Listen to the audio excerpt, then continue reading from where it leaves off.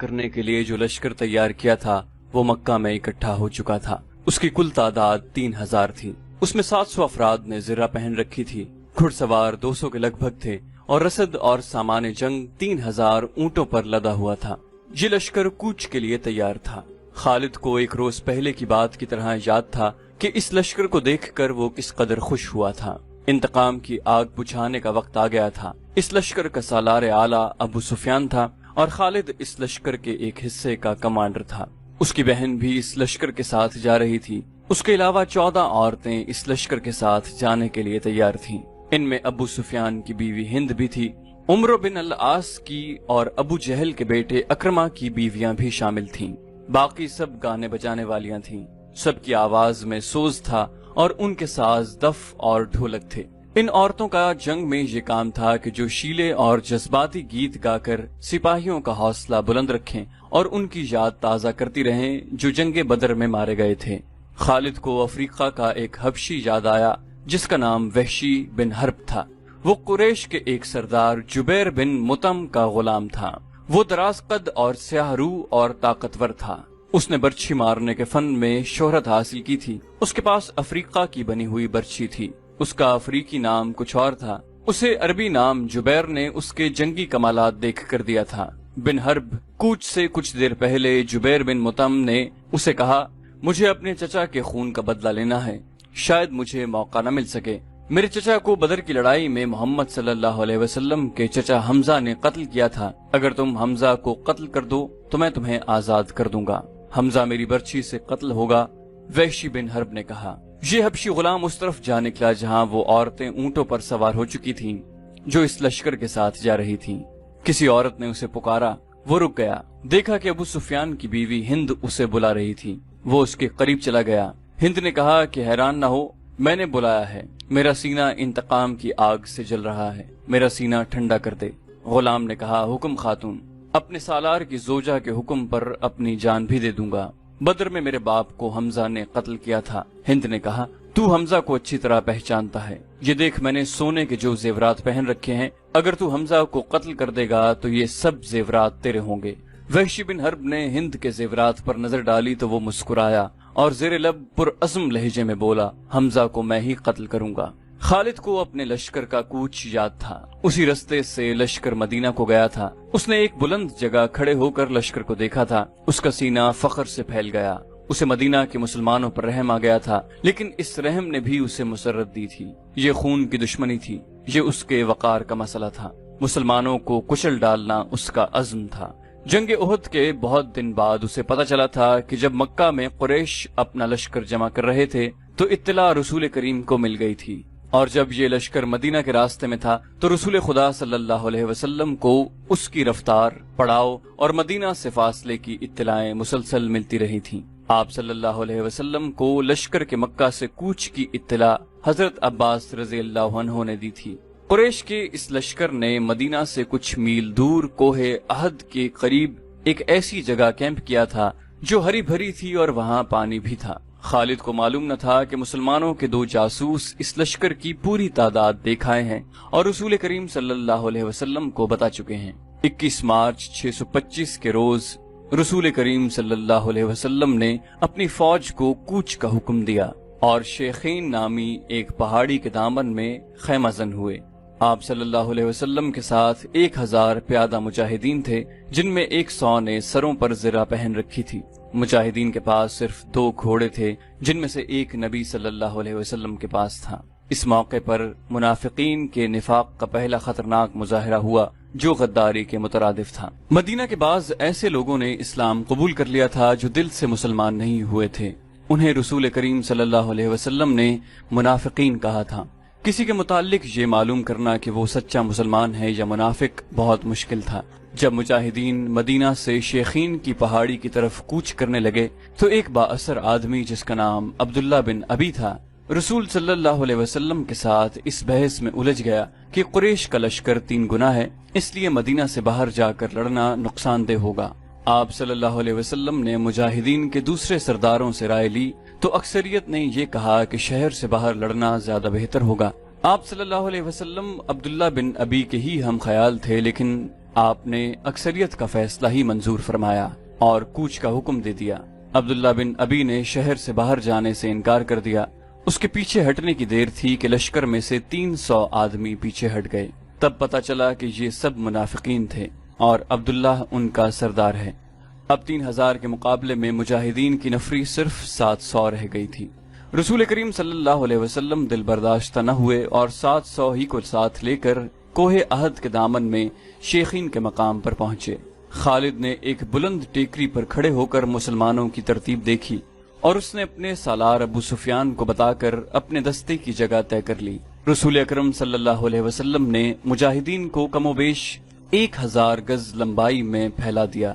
پیچھے وادی تھی، مجاہدین کے ایک پہلو کے ساتھ پہاڑی تھی، لیکن دوسرے پہلو پر کچھ نہیں تھا۔ اس پہلو کو مضبوط رکھنے کے لیے رسول صلی اللہ علیہ وسلم نے 50 تیر اندازوں کو قریب کی ایک ٹیکری پر بٹھا دیا۔ ان تیر اندازوں کے کمانڈر عبداللہ بن جبیر تھے۔ اپنی ذمہ داری سمجھ لو عبداللہ۔ رسول خدا صلی اللہ علیہ وسلم نے اسے ہدایت دیتے ہوئے فرمایا، اپنے عقب کو دیکھو، دشمن ہمارے عقب میں نقل و حرکت کر سکتا ہے، جو ہمارے لیے خطرہ ہے۔ دشمن کے پاس گھڑ سوار زیادہ ہیں، وہ ہمارے پہلو پر گھڑ سواروں سے حملہ کر سکتا ہے۔ اپنے تیر اندازوں کو گھڑ سواروں پر مرکوز رکھو، پیادوں کا مجھے کوئی ڈر نہیں۔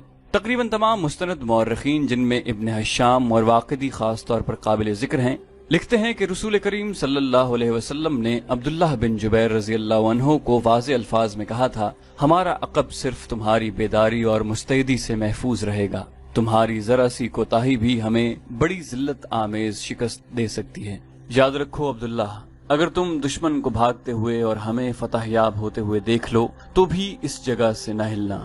اگر دیکھو کہ ہم پر دشمن کا دباؤ بڑھ گیا ہے اور تمہیں ہماری مدد کے لیے پہنچنا چاہیے تو بھی یہ جگہ نہ چھوڑنا۔ پہاڑی کی یہ بلندی دشمن کے قبضے میں نہیں جانی چاہیے، یہ بلندی تمہاری ہے، وہاں سے تم نیچے اس تمام علاقے کے حکمران ہوگے جہاں تک تمہارے تیر اندازوں کے تیر پہنچیں گے۔ خالد نے مسلمانوں کی ترتیب دیکھی اور ابو سفیان کو بتایا کہ مسلمان کھلے میدان کی لڑائی نہیں لڑیں گے۔ ابو سفیان کو اپنی کثیر نفری پر ناز تھا، وہ چاہتا تھا کہ لڑائی کھلے میدان میں یعنی لامحدود محاذ پر ہو تاکہ وہ اپنے پیادوں اور گھوڑوں کی افراد سے مجاہدین اسلام کو کچل ڈالے۔ خالد کو اپنے باپ نے جنگی چالوں کی تربیت بچپن سے دینی شروع کر دی تھی۔ دشمن پر بے خبری میں پہلو یا عقب سے جھپٹنا اور دشمن کو چکر دے دے کر مارنا، اپنے دستوں کی تقسیم اور ان پر کنٹرول اس کی تربیت میں شامل تھا جو اسے باپ نے دی تھی۔ اس نے تجربہ کار سرداروں کی نگاہوں سے مجاہدین کی تربیت دیکھی تو اس نے محسوس کیا کہ مسلمان فن حرب و ضرب کے کمالات دکھا سکتے ہیں۔ ابو سفیان اپنی فوج کو مسلمانوں کے بالمقابل لے گیا۔ اس نے گھڑ سواروں کو مسلمانوں کے پہلوؤں پر حملہ کرنے کے لیے بھیجا۔ ایک پہلو پر خالد اور دوسرے پر اکرمہ تھے، دونوں کے ساتھ 100 گھڑ سوار تھے۔ تمام گھڑ سواروں کا کمانڈر عمرو بن الاس تھا۔ پیادوں کے آگے ابو سفیان نے 100 تیر انداز رکھے۔ قریش کا پرچم طلحہ بن ابو طلحہ نے اٹھا رکھا تھا۔ اس زمانے کی جنگوں میں پرچم کو دل جیسی اہمیت حاصل تھی۔ پرچم کے گرنے سے فوج کا حوصلہ ٹوٹ جاتا اور بھگدڑ مچ جاتی۔ قریش نے جنگ کی ابتدا اس طرح کی کہ ان کی صفوں سے ایک شخص ابو عامر فاسق آگے ہو کر مجاہدین کے قریب چلا گیا۔ اس کے پیچھے قریش کے غلاموں کی کچھ تعداد بھی تھی۔ ابو عامر مدینہ کا رہنے والا تھا، وہ قبیلہ اوس کا سردار تھا۔ جب رسول کریم صلی اللہ علیہ وآلہ وسلم مکہ سے ہجرت کر کے مدینہ گئے تھے تو ابو عامر نے قسم کھائی تھی کہ وہ آپ صلی اللہ علیہ وسلم کو اور تمام مسلمانوں کو مدینہ سے نکال کر دم لے گا۔ اس پر ایک بڑی ہی حسین یہودن کا اور یہودیوں کے مال و دولت کا طلسم طاری تھا۔ یہودیوں کی اسلام دشمن کارروائیاں زمین دوز ہوتی تھیں۔ بظاہر انہوں نے مسلمانوں کے ساتھ دوستی اور فرما برداری کا معاہدہ کر رکھا تھا۔ ابو عامر انہی کے ہاتھ میں کٹھ پتلی بنا ہوا تھا، لیکن ان یہودیوں نے اسے قریش کا دوست بنا رکھا تھا۔ اب مجاہدین قریش کے خلاف لڑنے کے لیے مدینہ سے نکلے تو ابو عامر قریش کے پاس چلا گیا۔ اس کے قبیلہ اوس کے بہت سے آدمی رسول کریم صلی اللہ علیہ وسلم کے دست مبارک پر اسلام قبول کر چکے تھے اور وہ قریش کے مقابلے میں صف آرا تھے۔ ابو عامر آگے چلا گیا اور مجاہدین سے بلند آواز سے مخاطب ہوا۔ رسول کریم صلی اللہ علیہ وسلم نے اسے فاسق کا خطاب دیا تھا۔ قبیلہ اوس کے غیرت مند بہادروں، ابو عامر فاسق نے کہا، تم مجھے یقیناً پہچانتے ہو، میں کون ہوں، میری بات غور سے سن لو۔ وہ اپنی للکار پوری نہ کر پایا کہ مجاہدین اسلام کی صف سے قبیلہ اوس کے ایک مجاہد کی آواز گرجی، او فاسق بدکار، ہم تیرے نام پر تھوک چکے ہیں۔ خالد کو وہ وقت یاد آ رہا تھا۔ مجاہدین اسلام کی صف سے ابو عامر اور اس کے ساتھ گئے ہوئے غلاموں پر پتھروں کی بوچھاڑ شروع ہو گئی۔ مورخ لکھتے ہیں کہ پتھر برسانے والے قبیلہ اوس کے مجاہدین تھے۔ ابو عامر اور غلام جو مجاہدین کے پتھروں کی زد میں تھے، ایک ایک دو پتھر کھا کر پیچھے بھاگ آئے۔ یہودی مدینہ میں بیٹھے لڑائی کی خبروں کا انتظار کر رہے تھے۔ جس یہودن کے طلسم میں ابو عامر گرفتار تھا، وہ اپنی کامیابی کی خبر سننے کے لیے بےتاب تھی۔ اسے ابھی معلوم نہ تھا کہ اس کے حسن و جوانی کے طلسم کو مسلمانوں نے سنگسار کر دیا ہے۔ ابو عامر فاسق کے اس واقعے سے پہلے وہ عورتیں جو قریش کے لشکر کے ساتھ گئی تھیں، لشکر کے درمیان کھڑی ہو کر سریلی آوازوں میں ایسے گیت گا رہی تھیں جن میں بدر میں مارے جانے والے قریش کا ذکر ایسے الفاظ میں، ایسی طرز میں کیا گیا تھا کہ سننے والوں کا خون کھولتا اور رونگٹے کھڑے ہو جاتے۔ ان عورتوں میں سے ایک دو نے جوشیلی تقریر کی صورت میں بھی قریش کا خون گرمایا۔ عورتوں کو پیچھے چلے جانے کا حکم ملا تو ابو سفیان کی بیوی ہند نے ایک گھوڑے پر سوار ہو کر ایک گیت گانا شروع کر دیا۔ اس کی آواز بلند تھی اور اس میں سوز بھی تھا۔ تاریخ لکھنے والوں نے اس گیت کے پورے اشعار قلم بند نہیں کیے۔ انہوں نے لکھا ہے کہ یہ گیت فحش تھا جس میں مرد و عورت کے درپردہ تعلقات کا ذکر تھا۔ اشعار جو تاریخ میں آئے ہیں وہ اس طرح ہیں۔ ان میں جس عبدالدار کا نام آتا ہے یہ بنو عبدالدار ہے۔ بنو امیہ اسی کی ایک شاخ تھی۔ بنو عبدالدار قریش کا بہت اونچا خاندان تھا۔ عبدالدار کے سپوتوں، ہمارے گھرانوں کے پاسبانوں، ہم رات کی بیٹیاں ہیں، ہم تکیوں کے درمیان حرکت کیا کرتے ہیں، اس حرکت میں لطف اور لذت ہوتی ہے۔ تم دشمن پر چڑھ دوڑے تو ہم تمہیں اپنے سینوں سے لگا لیں گے، تم بھاگ آئے تو ہم تمہارے قریب نہیں آئیں گے۔ اس کے بعد ابو عامر فاسق پر مجاہدین اسلام کی طرف سے سنگباری ہوئی اور اس کے فوراً بعد قریش نے مجاہدین پر تیر پھینکنے شروع کر دیے۔ مجاہدین نے اس کے جواب میں تیر برسائے۔ خالد اپنے پہلو والے مسلمانوں کے پہلو پر حملہ کرنے کے لیے اپنے 100 سواروں کے ساتھ تیزی سے بڑھا۔ اسے معلوم نہ تھا کہ بلندی پر تیر انداز چھپے بیٹھے ہیں۔ اس کے سوار بے دھڑک چلے آ رہے تھے۔ راستہ ذرا تنگ تھا، سواروں کو آگے پیچھے ہونا پڑا۔ خالد سوچ سمجھ کر اپنے سوار دستے کو اس پہلو پر لایا تھا۔ اپنے باپ کی تربیت کے مطابق اسے بڑی خود اعتمادی سے توقع تھی کہ وہ ہلہ بول کر مسلمانوں کو اس پوزیشن میں لے آئے گا کہ وہ پسپا ہو جائیں گے، اور اگر جم کر نہ لڑے تو قریش کے گھوڑوں تلے کچلے جائیں گے۔ مگر مسلمانوں کے پہلو سے اس کے سوار ابھی دور ہی تھے کہ اوپر سے تیر اندازوں نے اس کے اگلے سواروں کو نہ آگے جانے کے قابل چھوڑا نہ وہ پیچھے ہٹنے کے قابل رہے۔ ایک ایک سوار کئی تیر کھا کر گرا، اور جن گھوڑوں کو تیر لگے انہوں نے خالد کے سوار دستے کے لیے قیامت برپا کر دی۔ پیچھے والے سواروں نے گھوڑے موڑے اور پسپا ہو گئے۔ ادھر قریش کی عورتوں نے دف اور ڈھولک کی تھاپ پر وہی گیت گانا شروع کر دیا جو ہند نے اکیلے گایا تھا۔ مورخ واقعی لکھتا ہے کہ عربی جنگجوؤں کے اس وقت رواج کے مطابق ایک ایک جنگجو کے لڑنے کا مرحلہ آیا۔ سب سے پہلے قریش کے پرچم بردار طلحہ بن ابو طلحہ نے آگے جا کر مجاہدین اسلام کو للکارا کہ اس کے مقابلے کے لیے کسی کو آگے بھیجو۔ عامر دین کے دشمن حضرت علی رضی اللہ عنہ نے تند ہوا کے جھونکے کی طرح آگے آ کر کہا، میں آتا ہوں تیرے مقابلے کے لیے۔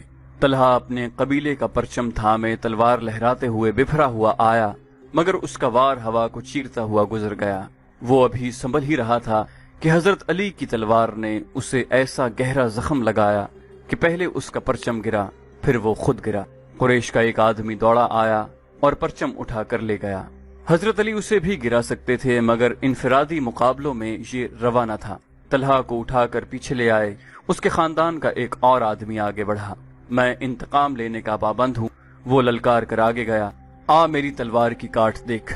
حضرت علی رضی اللہ عنہ خاموشی سے اس کے مقابلے پر آ گئے۔ دونوں نے ایک دوسرے کی آنکھوں میں آنکھیں ڈالے، ایک چکر کاٹا، پھر ان کی تلواریں اور ڈھالیں ٹکرائیں، اور اس کے بعد سب نے دیکھا کہ حضرت علی کی تلوار سے خون ٹپک رہا ہے اور ان کا مد مقابل زمین پر پڑا تڑپ رہا تھا۔ پھر قریش کے متعدد آدمی باری باری للکارتے ہوئے آگے بڑھے، مجاہدین کے مقابلے میں مرتے گئے۔ قریش کا سالار اعلیٰ ابو سفیان اپنے آدمیوں کو گرتا دیکھ کر غصے سے بے قابو ہو گیا۔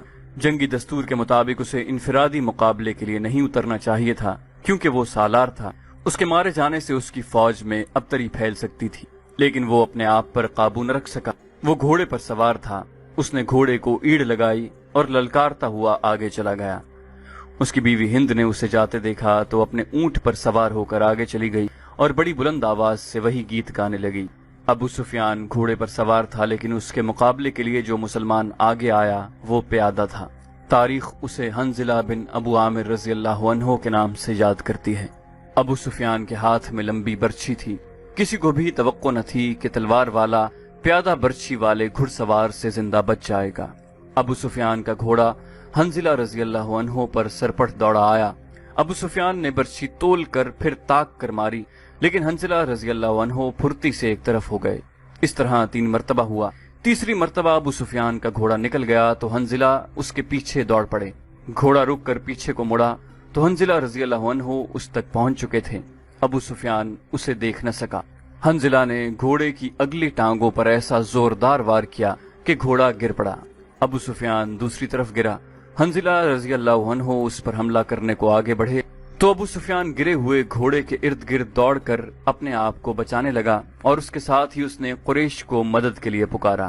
قریش کا ایک پیادہ دوڑا آیا۔ مسلمان اس غلط فہمی میں رہے کہ یہ آدمی ابو سفیان کو اپنے ساتھ لے جائے گا، لیکن اس نے بے اصولی کا مظاہرہ کیا اور پیچھے سے حنظلہ رضی اللہ عنہ پر وار کر کے انہیں شہید کر دیا۔